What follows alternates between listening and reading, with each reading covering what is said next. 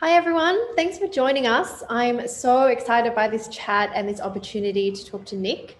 My name is Jessa Jakovljevic. I'm the design lead at 86400, Australia's first smart bank, one of the first mobile-only banks that have launched in the last 25 years. And we aim to help everyday Australians take control of their money because money is complex and it's hard and frustrating. So I've actually been a designer for more than 13 years now for a variety of different industries such as Qantas, Vodafone, Cars Guide, and UTS. I have a traditional graphic design background and I started in IT as a web developer, actually. Now I design and launch banks.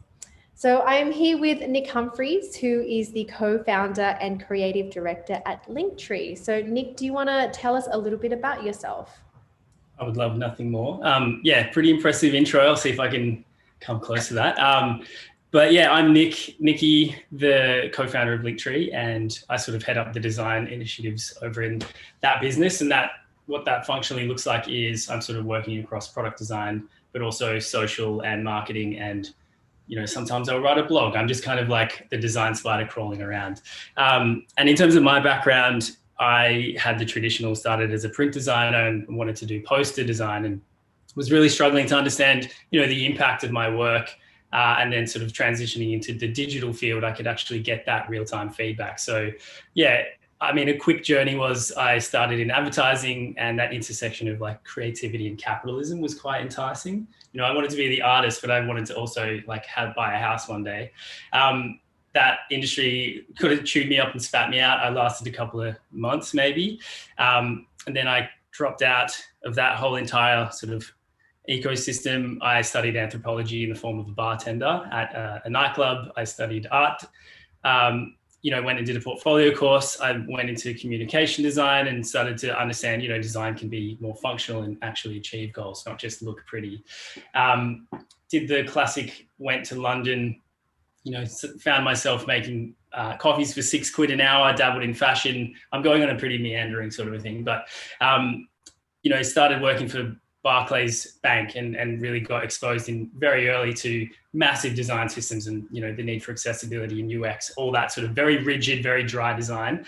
And then I also worked across sort of Arsenal and Manchester United. So I got to really see kind of like the more exciting side of design in a digital sense. And then I helped launch, S Club 7's career again. I worked on some music clients, so everyone's welcome. I think it's S Club 3 now, so I don't think I've done a good job. Anyway, I leave. Yeah, it's pretty sad. Then I left London, started an agency with two of my best mates, and bish bash bosh. 5 years later, 6 years later, here I am. So that's kind of where I am, how I got here. I love the eclectic sort of story of how you became a designer. I always love hearing people's sort of origin stories, which leads me to Linktree. So what's the origin story with Linktree? Yeah, so as I mentioned, came back home from London, and the compelling argument or the offer that I was given was, come back home, you're going to earn no money, we're going to spend all of our time together, we're going to start a digital agency, we want you to be a part of it. And I was like, that sounds like a pretty good deal, being your own boss and setting your own hours. And those hours were 18 hours a day for, 3 or 4 years.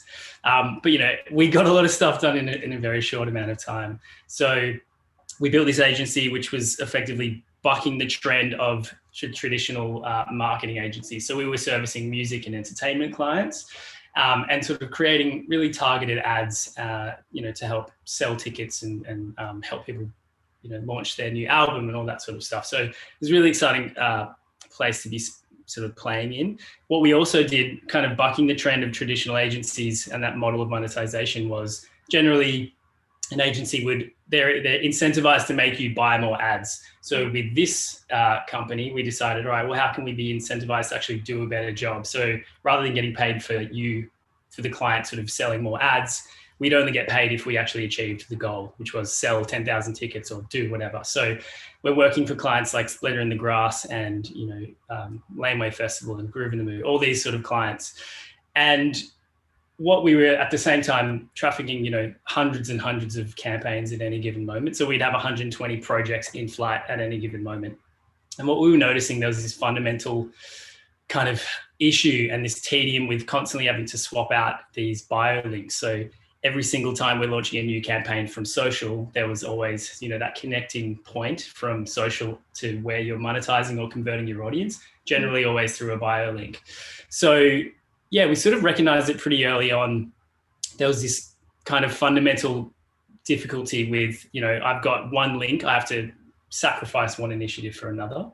And it's not often that you only have one thing going on. So for a festival, they're selling tickets. They're trying to give people, here's this new record from one of our key artists that we want you to go and buy. Here is some really important ticketing information that you need to know. So they were constantly having to strip out one link for another and really sacrifice. Like that prioritization was incredibly difficult. And at the same time, when we're sort of butting up against this problem, the feeds on our social channels were moving from a chronological delivery to like an engagement based. So there was no way that you could trust the post that I delivered 5 days ago. Somebody might be getting that 5 days later and then arriving at your profile, expecting this link, and there's that disconnect. So you're actually losing the chance to convert.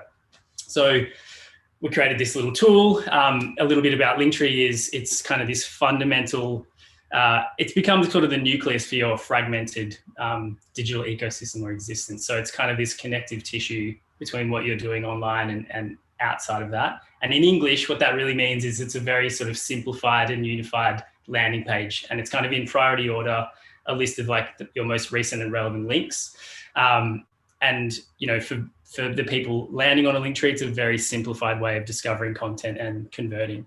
So 5 years on, sorry, I've digress. 5 years on, Linktree is now at sort of, I think 13 or 14 million users worldwide, which is insane. From all the websites globally, there's about 2 billion. We're sitting in the top 300 for traffic, which is crazy as well. And that's about swinging between 900 million and 1 billion unique visits to a Linktree every month. So pretty substantial traffic. And in terms of the people that are using it, we've got some pretty wild and wacky users. We've got some, it goes from the royal family to Playboy to ASOS. TikTok use Linktree. It's just an incredibly vast and colorful sort of set of users, but more importantly, the pizza shop over the road uses it. And no free pizza yet, but I'm definitely going to try it on soon.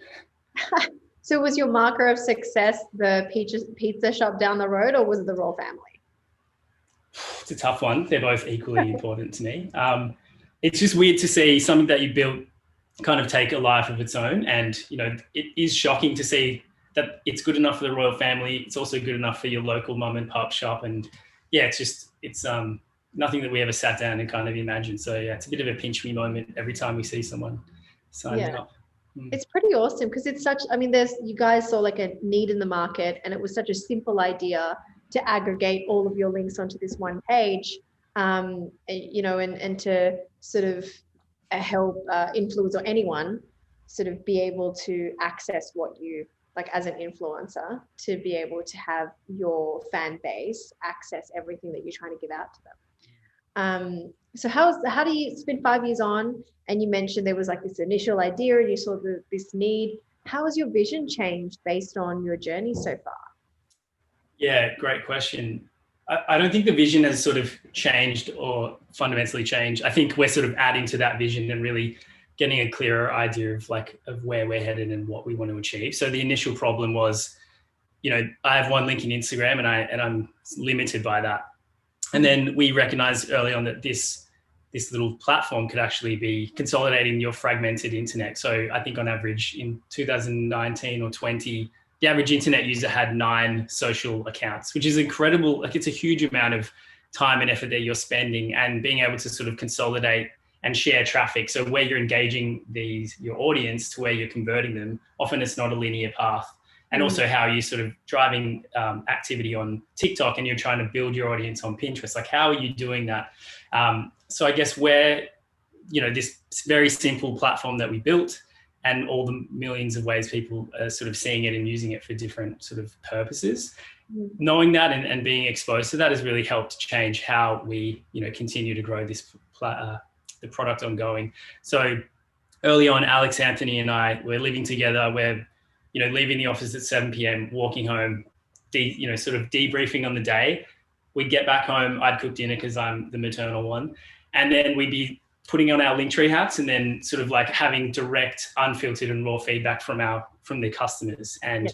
I think we recognized that this problem was far bigger than we had anticipated. So yeah, I mean, the main thing that's really focused is the realization on the visitor experience. So our vision is really servicing our customer need, but also the responsibility that we have to the visitor experience has sort of come into the focus. So anything that we do, there is a causality and an effect. You know, if we're seeing the visitor experience decline and clicks declining, then we're not doing the right thing by our user. So yeah, that's kind of where the vision's at.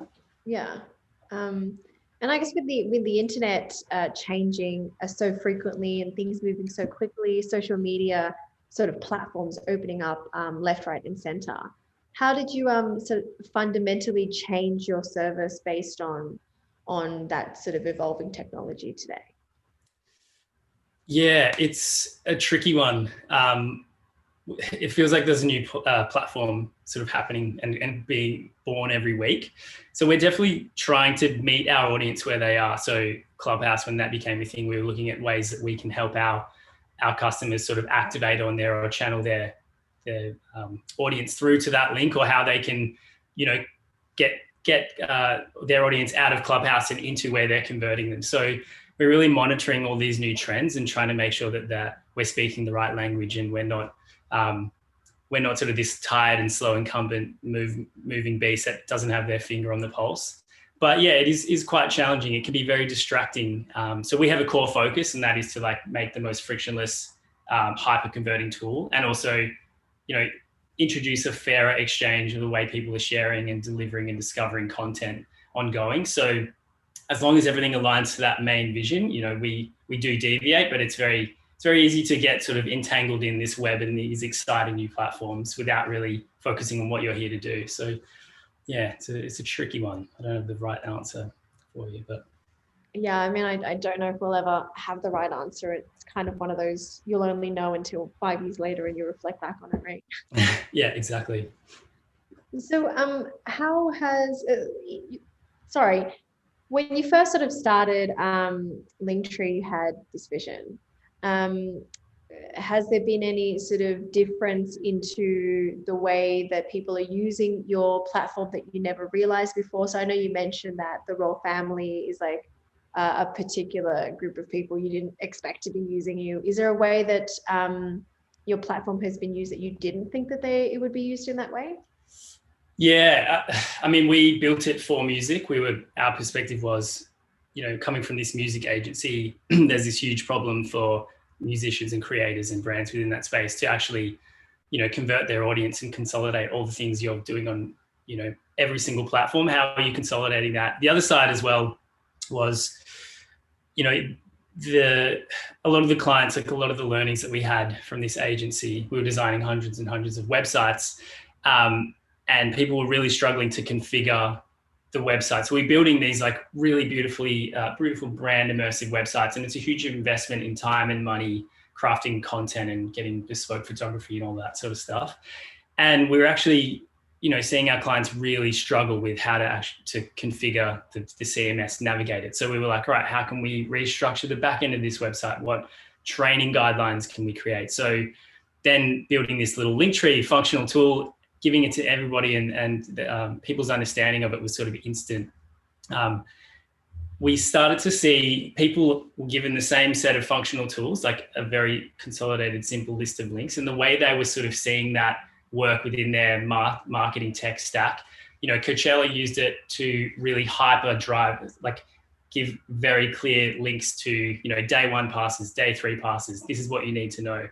They could have directed their entire, you know, following to their website, which they probably spent, you know, upwards of $70,000. They chose to use a Linktree to just remove that click, the clutter between the click and the conversion. So, you know, I never really expected somebody like Jamie Oliver to list out all of his, you know, recipes, or link to his affiliate links. You know, there's also some negative ways that we never really had considered in the early days, and I'm not sure how prevalent this story is, but I'm going to let everyone into a secret. We had a phone call from the FBI, and it's whatever time in the morning, and they're like, hey, so ISIS is using your platform to sort of skirt security, you know, barriers on Instagram and Facebook. So came at a complete shock. It was all over Twitter. It was like panic stations, the red light was sort of spinning. And I guess that was the first time that we never really, I don't think we ever sat down and think, okay, we've built this like fast little friendly tool and here's all the positive things that it can deliver. And then here are all these people exploiting it and using it for nefarious and negative reasons. So yeah, I guess that's a big learning for me, to really consider all the ways that people might be using this like little tool. So that is a crazy story. Yeah. I mean, you don't expect that when you design something, you have a very sort of altruistic way of thinking about your solution, that a group of terrorists are going to use it for really awful, who even wants to think about that sort of stuff. Yeah. Is this sort of, was NewX sort of in response to that story? Yeah, I guess that was probably the first time. There's sort of a few fundamental things that led to me questioning, this path that I was on, or this, following the beaten path, I suppose. So one of them was, we built Linktree in 6 hours. It was kind of Alex arriving, my co-founder. He was like, why don't we build a link thing? It's like a link that links to other links, back of the envelope sort of a thing. 6 hours later, we built this prototype. We're sharing it with the world and our clients. And we didn't really think any further on that. We were just like, cool, this thing does what it says on the tin. It solves this problem. Let's just put it out into the world. Not realizing that, we were potentially creating Frankenstein's monster in many ways. So yeah, firstly, the organic growth of Linktree just was nothing that we expected. So within a year, we had 1 million users, and us coming from like this beer-soaked music scene, we really had no idea whether this was good or bad. We weren't sort of startup tech people. So our exposure to that world was very small. And we get hit with an AWS bill. So that's Amazon Web Services. And I think it was in the tens of thousands of dollars, like 35,000 US, eye-watering money. At this point, we weren't paying ourselves a wage. Any money in the agency was getting tipped back into growing that business. So I guess we were sort of fronted with this decision. So we were like, all right, well, one of the options is we can slap ads on Linktree to help pay for this AWS bill. And what might the ultimate cost of that be? People might hate the product and start to leave. But we did a little calculation just out of curiosity, and we could earn up to $200,000 a week just on ads. So there was definitely a temptation, but it wasn't an avenue we were willing to go. We were already in ad land. We wanted to like create a safe space and a breath of fresh air outside of that. But yeah, so we went down the path of, let's try and build this product and make it, something useful that people are willing to pay for, and we don't have to go down that attention economy or monetize via ad revenue. Another thing that happened, which is, there's evidence of this on the internet, but I may as well rehash the story, so I might get triggered. But yeah, it was probably the closest that Linktree has ever been to death, and it sort of ties into that initial ISIS story. So we knew that people were using this platform for evil doings, unfortunately, and the end culmination of that was Linktree actually was blocked by Instagram and Facebook for 30 to 60 minutes globally. And that was because we hadn't done a good enough job really building protective measures at the beginning of this product. We were just like focusing on all the positives, all the gains that we could receive. And what that actually looked like was, anybody who had a Linktree URL in their Instagram or Facebook were actually unable to use the app. So they had to delete our product, get us out of their bio space just to actually use Instagram. So the actual cost of that was substantial. 300,000 users gone, brand trust diminished. And I suppose that realization and that recognition that, I really need to think a little bit more deeply about some of the decisions that we're making and find a bit more balance. So that's kind of where this NewX sort of arose from, like really traumatic experiences that, I'm very glad I've had them. But there was definitely a need to consider a new way forward. Yeah, that's a crazy story. It's amazing that you're sharing it as well, because then myself and other people can sort of learn from that experience that you've had. Like, and I remember a few weeks ago, you sort of knocked on my door and you wanted to talk about needing to change our mindset when we're designing experiences. And you talked about NewX, which is different to UX. And I feel like UX is like the here and now of like, how do we solve a problem? Whereas, you know, from our conversations and the talks we've had, NewX is very much like a mindset, you called it, where you start to think about, well, what does the experience that I'm designing have for the future that you wouldn't even think about? Yeah, I mean, UX is kind of the functional element of design. So we're really figuring out, how do I get a user from A to B, and what are the guidelines and the guardrails that I need to create so they can achieve X outcome. And the UX isn't sort of removing the need for UX. It initially it's a bit of an eye roll moment. I was like, what about NewX? It's like that clickbait title, and, internal to the design team, they were just like, okay, mate, sounds cool. But it really was a way to start bringing these discussions into the foray. So rather than looking at the very granular pieces of the puzzle that we were sort of building, the UX, how do I get a user from here to there? We were actually looking a little bit further up. So it's kind of like taking that plane up to 30,000 feet and really seeing, okay, what path are we actually on? It's very easy to look at your feet as you're walking and not really see, some other avenues, and just follow those norms. And as designers, we might emulate and repeat design patterns that we see without knowing, like, what is the ultimate cost. And that a lot of the things that I had done, I followed really quick onboarding, and security was kind of there, but I wasn't really fully aware of all the ways that users might use this little product for negative gains, and I didn't do a good enough job to protect that. Since then, we've done a lot of work to rectify that. Mm-hmm. But NewX doesn't exist to dismantle the internet or like point a finger at capitalism at all. It's more about it's not marking the birth of the digital hippie, although like that sounds kind of cool. It's certainly not that. It's very centered in reality, and it's about bringing more balance into the decisions that we're making at a day-to-day level as designers. So it's very easy to take that order from your boss or from that team leader and squirrel away and work on this little piece of UX. But what's the ultimate cost of this work? And being able to recognize, all right, well, what path are we on, and can we diverge off that path? Why are we following these trends? Is there a new way to think and reimagine, what a user flow or what this feature might do? So yeah, it's kind of ultimately a decision framework to measure the cost versus the gains. And a lot of people, and me included, constantly looking at the positive side. I'm like an optimist.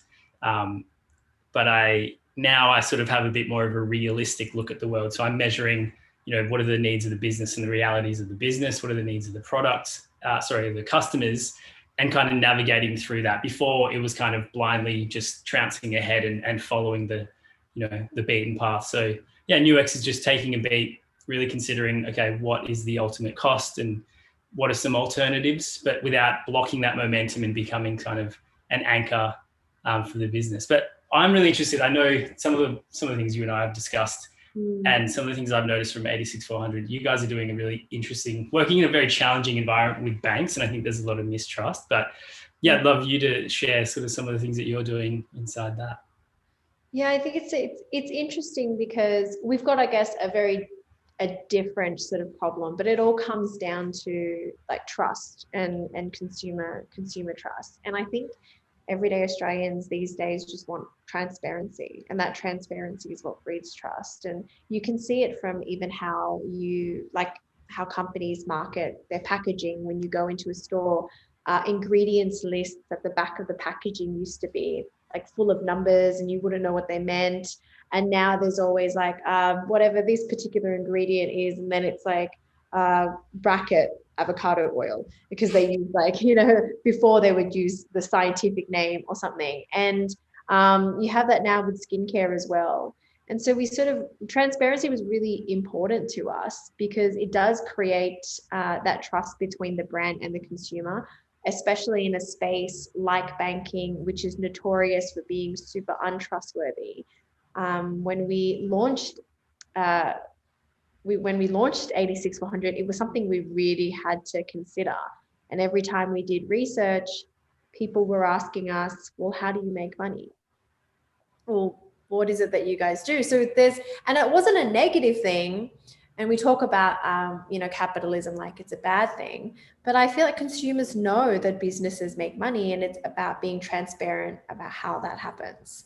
And so for us, we really try to make it very easy to communicate to consumers why we've made certain business decisions. So if we've had to reduce interest rates, it's because of the economy is like this, and therefore we've had to reduce the interest rates. It's dumbing it down so that people understand it, if that makes it, simplifying it, but not making people feel like they're stupid because they're not knowing. So that's kind of how we did it. And we also sort of really value our experience principles when we're designing. So that's kind of our way of keeping us in check. So, we talked about how NewX is a mindset, and how do you, when you're designing, make sure that you are thinking about whether this is of the best interest of your customers or your users. And for us, that was having really strong experience principles. So making sure people understood that we were really simple to use in our language, in our aesthetic, transparency in our language, in our aesthetic. So everything that we did we wanted to breed trust between our brand and consumers.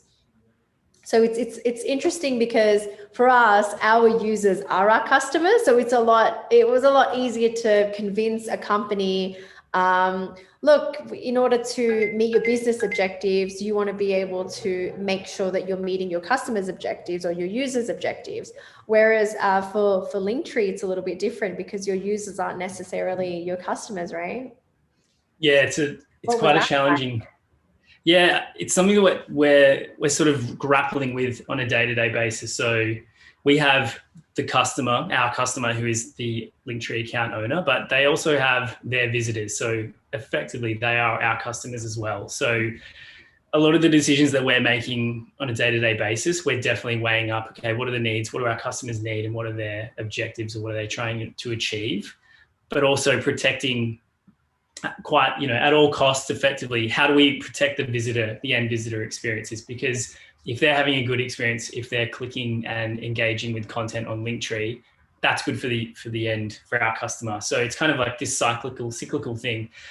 So we're focused on really creating a sort of very unified pattern of discovery on Linktree. So anytime somebody lands on it, they know they can trust it. And it's not sort of a new weird nav structure that you need to navigate. It's a very simple list of links, and that is by design. And we have the numbers to sort of back that up. We're seeing across the billion odd unique views every month, every single session on average is clicking two links.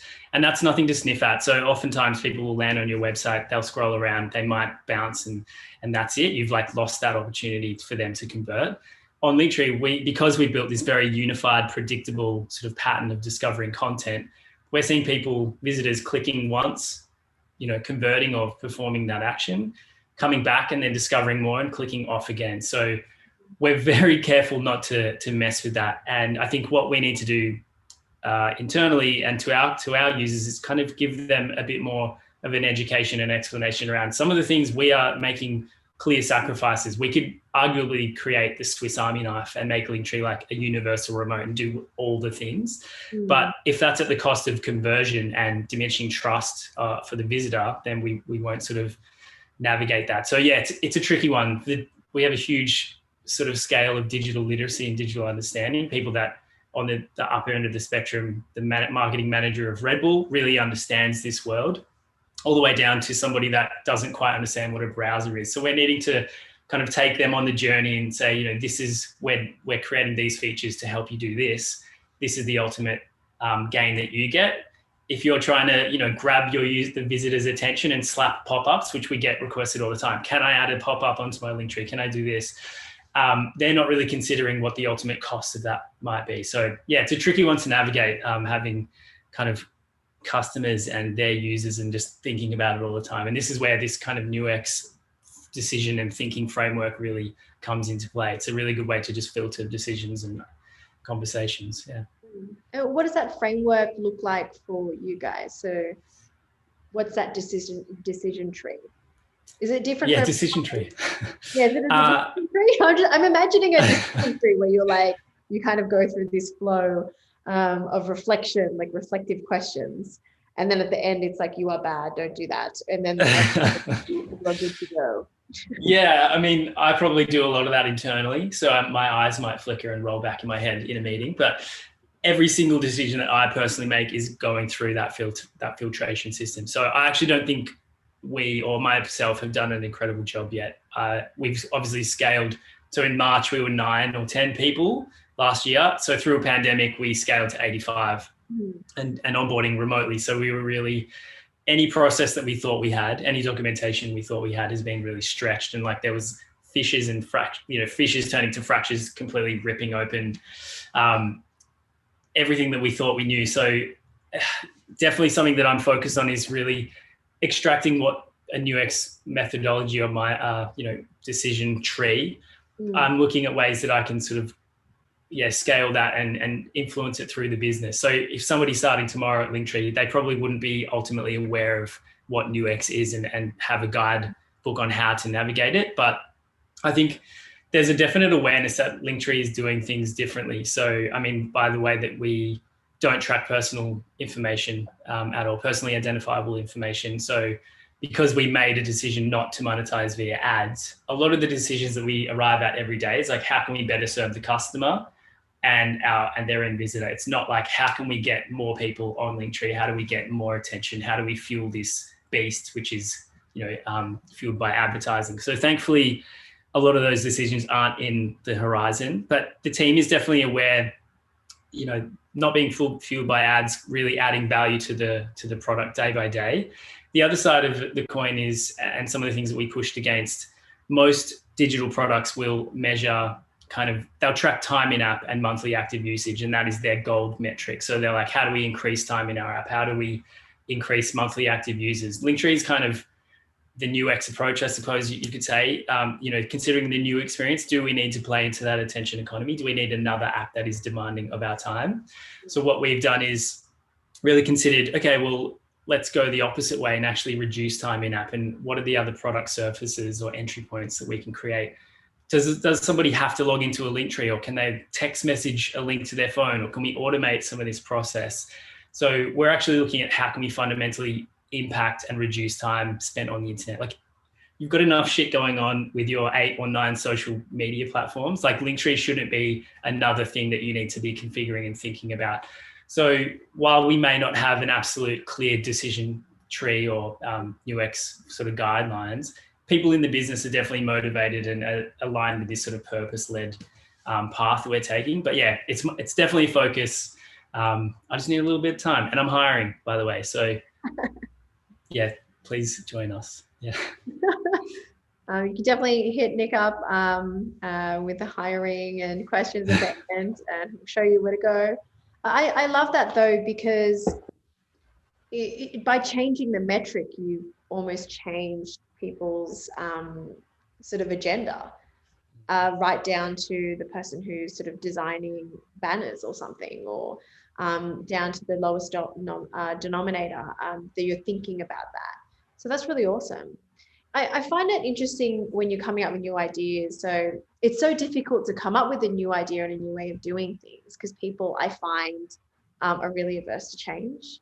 So like a story I have is, I remember when I first started at 86400, we were 6 months from launching a new product, and everyone was just so happy about it, because we were like, oh, 6 months, we're going to launch this thing. But I started, and it was me and a tech lead, and we were looking at the product, and we were like, oh, this is not like at all what we should be delivering. It wasn't feasible. It didn't solve any problems. It was shallow in the sense that it wasn't deeply thought out, and we weren't solving a customer problem at all. So we had to do sort of user research on my end, and our tech lead had to do like a feasibility study. And I remember we had to sit down the whole company, and we had to sort of basically tell them it's not going to work. and we're not going to be launching in 6 months, which is super scary. And, once they had the data, they were like, okay, it was like a reluctant, all right, let's rehash it. How did you approach the subject of NewX to your stakeholders and your peers and get them to sort of get on board with this mindset when it could actually affect their bottom line? Yeah, I have a unique position where I'm also a part of the business. So I'm sort of exposed to the realities of business, which is keeping the lights on. And if people want to continue to progress in the company, how do we pay them? How do we achieve parity and pay them what they're worth? And there is there's a certain reality that you need to address. And I think as designers, oftentimes we're not exposed to those business realities. Like we kind of know we're kept at arm's length and we're more order takers. Like, how do you want your steak? Yep, medium rare, off I go. And I think for my journey, I was definitely very ideological. And I was like, we shouldn't be making ads. We should be making, like really great content that people engage with, and the product sells itself or whatever. That was my experience in the agency. Then as I evolved and, started to see the financial statements, P&Ls and all that fun stuff that I still just don't enjoy, I started to recognize, design has a duty and a responsibility to really fundamentally understand the problem that we're solving, not just this little piece of design, but what is the ultimate reason I'm doing this work and what am I helping this business to achieve and succeed? So yeah, fortunately for me, I sat on both sides of the fence, and it was very hard for me to take my business hat off and put on my empathetic designer hat. And they're almost two opposing forces, but because I've had to navigate that, I've really been able to sort of contextualize it and frame the internal design teams sort of. It's very easy to question, like, why am I doing this thing? And, there's like, well, if you want to get that pay rise and do this, and we want to get more users so we can continue this party, we need to be driving revenue, and we can't just focus on features that we love and are really great and design led, because at the end of the day, if that's all we focus on, we may not be moving forward. We might be, prioritizing the wrong work. So I think in terms of the stakeholder conversations, fortunately, Alex and Anthony, my co-founders, and then everyone in the leadership team really values design, but also a lot of people are wanting to push against the norms and not just follow the beaten path and sort of emulate design and sort of products that may not be doing so much good for the world, I suppose. And also Alex and Anthony were right there with me in those near-death experiences. Alex got a call from FBI. So fortunately, I haven't had to do too much arm bending, but for other people in other businesses, it could be a very sort of challenging way. And it sounds like yours would have been a pretty spicy meeting. I can't even imagine what that was like. Well, it wasn't great. I mean, no one wants to hear that they're not going to be launching in 6 months when they put all their money into it. But, when the dust settles, people start to, for us, we started to realize, actually, if we'd launched when we wanted to, we wouldn't have a business, and it was worth it. There you go. Yeah, it was just to think about, okay, well, let's put in this small investment now, and think about what we want to do so that we could secure our future. Yeah, and absolutely. I think, once that sort of happened, it was a lot easier. Which sort of makes me think about, what are some companies you think that are out there right now that you believe have that NewX mindset in the way that they're designing their experiences? Yeah, I'm not comfortable like lifting up one platform or another or condemning one. So I'm actually going to move outside of tech. And this is a super interesting example that stood out to me, because this company, they're in fast food, which is, how I can draw parallels to tech, I shall explain.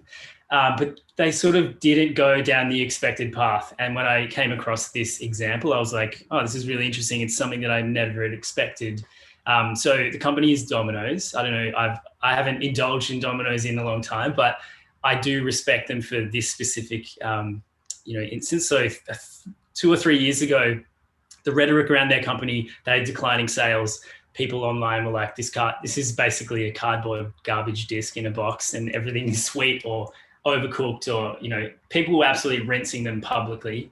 And rightly so. I think the beauty of social media is there is a public accountability, and the brands need to really own their shit. And, for Linktree as well, when we got banned off Instagram, we didn't try and spin our way out of it. We were just like, yep, this is the problem. Here is how you can sort of help us. And we got something like 20 or 30,000 responses from our users, to flag that this was a mistake. Anyway, back to Domino's. So the CEO would have been, I imagine, a similar conversation to what you had to have. And basically they had two options as I understand it. The beaten path would be to, market your way out of it and spin it and sort of reshuffle, create an advertising campaign like the new Domino's and we're cool and everything's delicious, and, maybe release some awful sausage stuffed thing. The other door that they decided to take, which would have been arguably a harder pill to swallow or a harder door to walk through, they hit the stop button. They actually ripped up all the recipes. They stopped everything. They really looked at all the feedback. They gave everybody in the company access to this raw, unfiltered feedback, like really negative stuff, from the receptionist all the way through to the head recipe and the, maker and the CEO. Everyone is aware that they had failed. So they create this campaign, they completely retool and did, all new recipes and new ways to cook. And then they were honest and they had a campaign. They're like, we failed you. This is what we're doing to fix that. And then, further down the line, I think their stock price increased by 60-fold, whatever that means financially. They, absolutely killed it. Brand love started to grow. People started to buy more Domino's. So it was just a really interesting example outside of tech where, faced with a very difficult challenge, you could arguably just go, all right, we're just going to lean further in and advertise their way out of it. They really owned their problem. And I just thought that was a great example. So I've got a Linktree slash NewX, and I've put a bunch of these kind of examples in there. So anyone watching right now can have a little click or a tap through. But yeah, it's an interesting one. Domino's. Yeah. Cool. That's awesome. I've got one last question if we have time. So we've got just a couple of minutes before we get into Q&A. The last question I had before we move on to the audience questions were, what do you believe is the role of designers in the future? Yeah, I do not have a great answer, but I will try. So here I go. It's a challenging one. I mean, the role of the designer, what does design look like in the future, is anyone's guess at this point. So we've got stuff like Canva, which is doing an amazing job to kind of democratize access to design and really empower people that beforehand may not have considered, it's expensive to find a designer, and how do I trust this person? How can I articulate what I need from this piece of design work? Being a client is not easy. And I think Canva is doing an amazing job to, give that access to the every person to own their business and be empowered. Then you've got tools like Figma, and they're kind of really scrubbing out that division between design and the rest of the business. So at Linktree, we're looking at ways that how can we fundamentally create systems that enable design across every single part of the business. So what can we do as a design team to expand and also almost make ourselves redundant in many ways?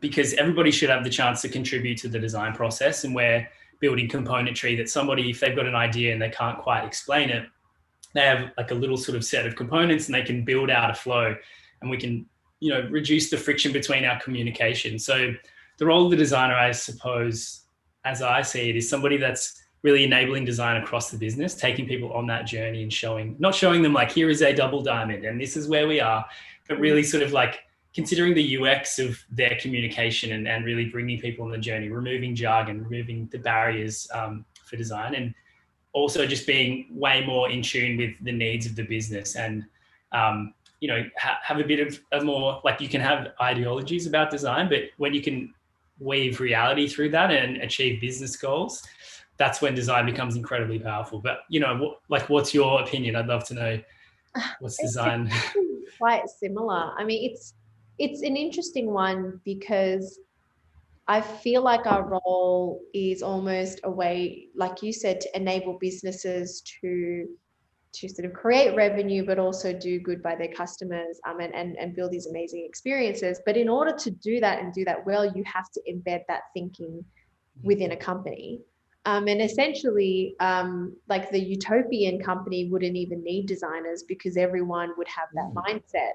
And so it's like, you know, we want that, but at the same time, you don't want to make yourself redundant because then you don't have a job. So I don't think that'll ever happen. I don't think that'll ever happen. But I tend to agree. It's sort of it's moving less into just thinking about the way that it looks, which is what it was, you know, 10 years ago. And now it's about how do you solve a problem, and also meet those business objectives, and how do you do it in a collaborative way so that people put their customers and their users at the forefront of their decision making. But yeah, I think that's all of our questions. Thanks so much for sharing all your knowledge with us and your thoughts on NewX. It's definitely a mindset that we have to keep reminding ourselves to reflect on, that designs and experiences we create and influence are doing the right thing by society at large, not just in the immediate, but in the long run. So let's find out if from our audience, if they have any more questions for you. And I've got a few, I'll just read them out. The first one is from Jason. And he wants to know, in what way does NewX make me feel less like a product? Oof, that is a good one. It's a tough one.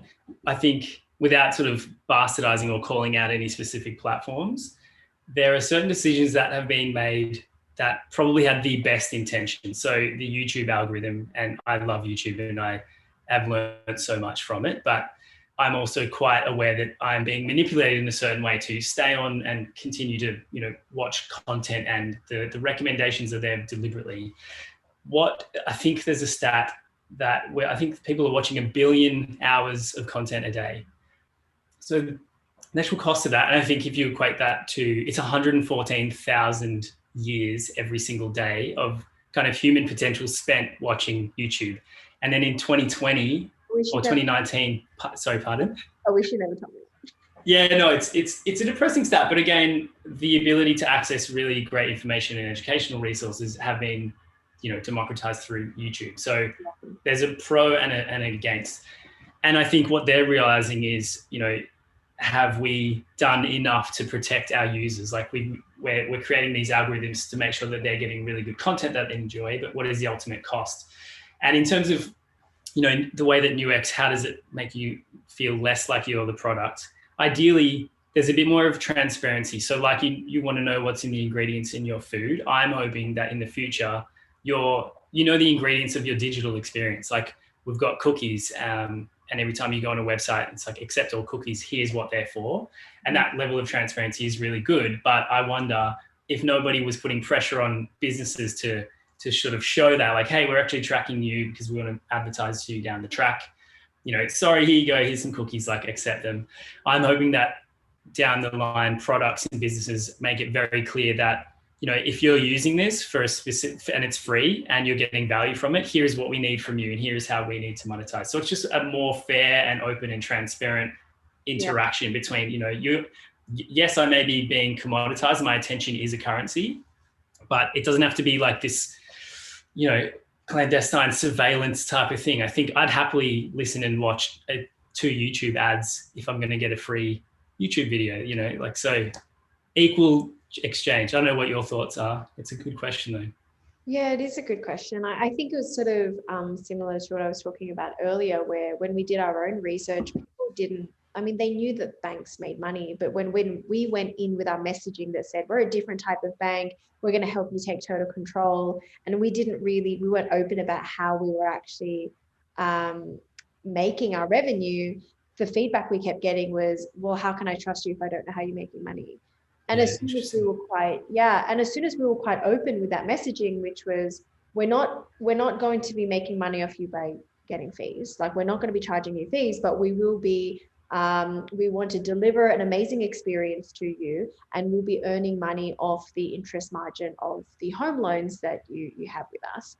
But we won't charge you any fees for, you know, definitely no hidden fees for, you know, your everyday banking accounts or your savings account.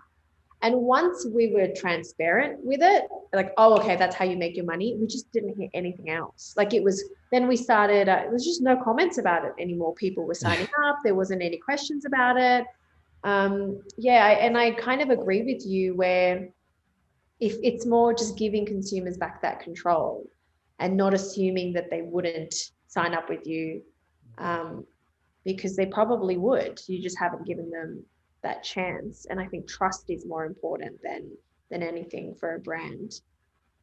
As you've experienced, once you've lost it, you have to try to. Yeah, it's definitely not easy to regain that. Yeah. Yeah. I've got another question here. So NewX sounds to me like ethical design. Is there a difference?